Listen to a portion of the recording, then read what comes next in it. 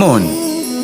জীবনে যখনই কোনো বস্তু বা সুখ স্বাচ্ছন্দ্য অধিক মাত্রায় আপনার কাছে চলে আসে, তখন নিজেকে শ্রেষ্ঠ মনে করার একটা প্রবণতা দেখা যায়, যা হয় আত্মবিশ্বাসে পরিণত হয়, নয়তো অহংকারে। এবার আত্মবিশ্বাস আর অহংকারের মধ্যে অনেক বড় পার্থক্য রয়েছে। আমি এটা করতে পারি, আমি ওটাও করতে পারি, এ হলো আত্মবিশ্বাস।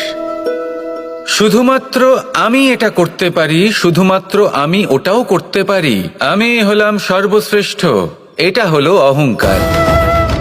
এবার এই অহংকার এর ধ্বনি অনেক দূর প্রবাহিত হয়, আর এর প্রহার সর্বপ্রথম আপনাকে বিপর্যস্ত করে। এবার এই অহংকার এর বিপরীত শব্দ হলো বিনয়, অর্থাৎ নিজের ঊর্ধ্বে উঠে অন্যের বিষয় ভাবনা চিন্তা করা, সংসারের বিষয় ভাবা। এই বিনয়ী হবার চেষ্টা করুন, একের থেকে অনেক হওয়ার চেষ্টা করুন এবং একসাথে থাকার চেষ্টা করুন।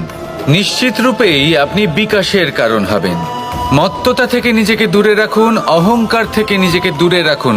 এই মন প্রসন্ন হয়ে বলবে, রাধা রাধা।